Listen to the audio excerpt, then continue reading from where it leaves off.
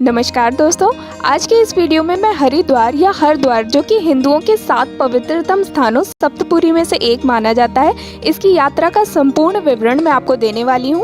और इस वीडियो में हम जानेंगे कि आपको हरिद्वार कैसे पहुंचना है, यहाँ कहाँ रुकना है, खाने की क्या फैसिलिटीज़ मिलने वाली है, आपको यहाँ कहाँ कहाँ घूमना चाहिए और कितने दिन का ट्रिप प्लान करना चाहिए, कौन सा बेस्ट टाइम रहेगा यहाँ विजिट करने के लिए। और इन सब के साथ हम अंत में ये भी जानेंगे कि आपको इस विजिट में कुल खर्चा कितना आने वाला है। तो बने रहिए हमारे साथ इस वीडियो में। और दोस्तों, अगर आप इस चैनल पर नए हैं तो चैनल को जल्दी से सब्सक्राइब कर लीजिए, क्योंकि हम आपके लिए यात्रा संबंधी ऐसे ही वीडियोस लेके आते रहते हैं। और इसके साथ ही बेल आइकन को प्रेस करना बिल्कुल मत भूलिएगा, जिससे आपको हमारे आने वाले वीडियोस की नोटिफिकेशन मिलती रहे। चलिए दोस्तों, सबसे पहले जान लेते हैं कि आपको यहाँ पहुँचना कैसे है। तो दोस्तों, हरिद्वार पहुँचने के लिए आपके पास 3 विकल्प हैं, फ्लाइट, ट्रेन या फिर बाय रोड भी आप हरिद्वार पहुँच सकते हैं।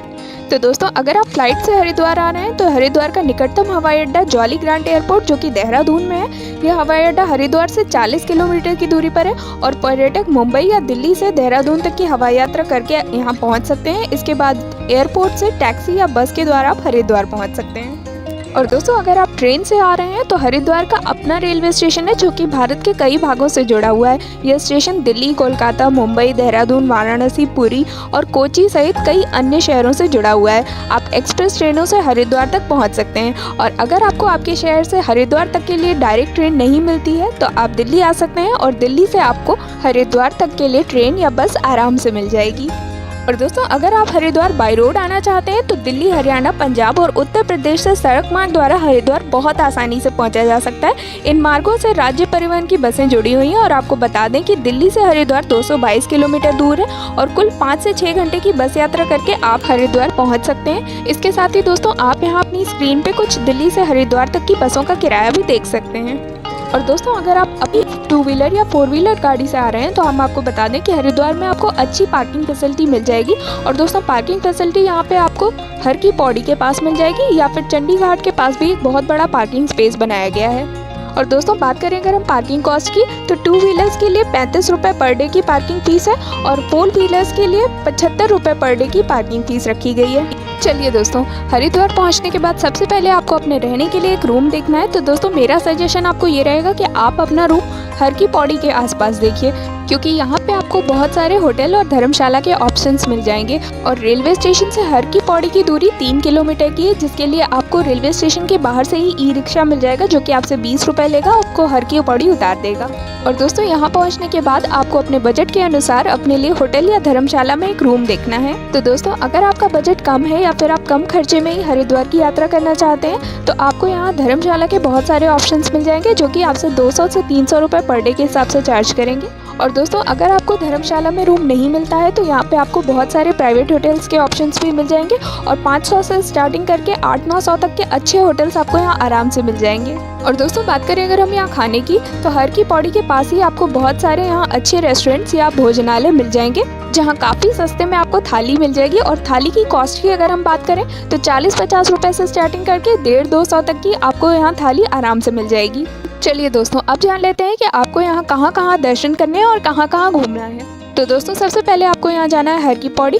यहाँ पहुँचने के बाद आपको यहाँ जूते चप्पल का एक काउंटर मिलेगा, वहाँ अपने जूते चप्पल जमा करके आपको घाट पे यहाँ के स्नान करना है, क्योंकि ऐसा माना जाता है कि हर की पौड़ी वही स्थान है जहाँ दिव्य अमृत की बूंद गिरी थी। लेकिन दोस्तों, यहाँ स्नान करते वक्त आपको काफ़ी सावधानी बरतनी होगी, क्योंकि गंगा नदी का बहाव यहाँ काफ़ी तेज़ होता है। तो वहाँ पे जो बनी हुई बाउंड्री लाइन है आपको उसे क्रॉस नहीं करना है, उसके अंदर ही रह के आपको स्नान करना है। और अगर आपके साथ छोटे बच्चे हैं तो उनका भी आपको विशेष ध्यान रखना होगा।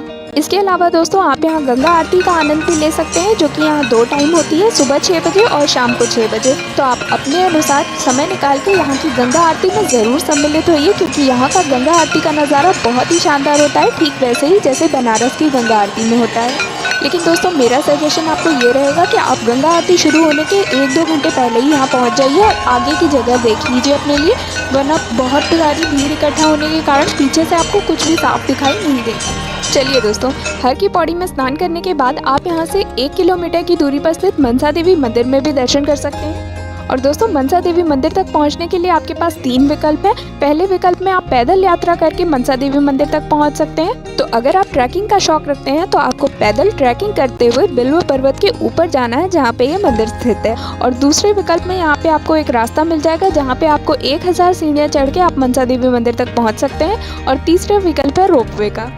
और दोस्तों रोपवे के कॉस्ट की अगर हम बात करें तो ये 144 रुपये आपको पड़ जाएगा राउंड ट्रिप का, यानी कि इस 144 रुपये में आप मनसा देवी जाएंगे, वहाँ दर्शन करके आप रोपवे से ही वापस नीचे आ जाएंगे। और दोस्तों मनसा देवी मंदिर के अंदर फोटोग्राफी अलाउ नहीं है, तो आप अपने मोबाइल फ़ोन या कैमरे का प्रयोग बिल्कुल मत कीजिएगा। तो दोस्तों आप यहाँ मंदिर में माता के दर्शन कीजिए और उसके बाद आप यहाँ पे अपनी मन्नत का धागा बांधना बिल्कुल मत भूलिएगा, क्योंकि यहाँ ऐसी मान्यता है कि यहाँ मन्नत का धागा बांधने से आपकी मनोकामना जल्दी ही पूरी होती है और मनोकामना पूरी होने के बाद आप यहाँ आके अपना धागा खोल सकते हैं। और दोस्तों मनसा देवी में दर्शन करने के बाद आप चंडी माता मंदिर में भी दर्शन के लिए जा सकते हैं। और दोस्तों चंडी माता मंदिर में भी दर्शन के लिए आपको रोपवे से ही जाना होगा। तो मेरा सजेशन आपको ये रहेगा कि जब आप मनसा देवी के लिए रोपवे का टिकट ले रहे हो तो उसी समय आप कंबाइंड टिकट ले लीजिए, जिसमें आप मनसा देवी मंदिर और चंडी माता मंदिर दोनों का दर्शन कर सकते हैं। ये टिकट आपको 435 रुपये का पड़ जाएगा।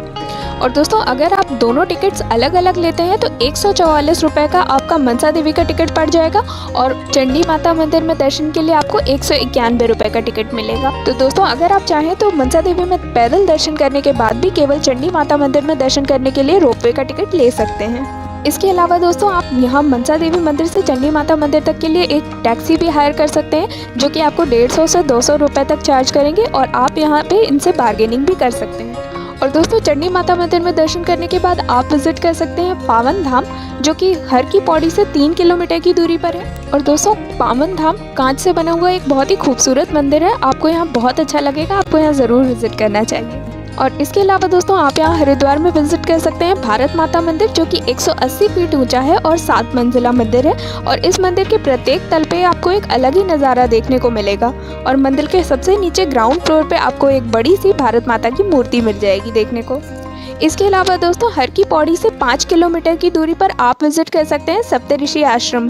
दोस्तों हिंदू पौराणिक कथाओं के अनुसार यहाँ सप्तऋषि यानी कि ऋषि कश्यप, वशिष्ठ, अत्रि, विश्वामित्र, जमदग्नि, भारद्वाज और गौतम ध्यान करते थे। उसी जगह पर यह आश्रम स्थित है और ऐसा माना जाता है कि इस स्थान पर गंगा नदी अपने को 7 धाराओं में विभाजित कर लेती हैं। इसी कारण से इस स्थान को सप्त सरोवर या सप्तऋषि कुंड के रूप में भी जाना जाता है।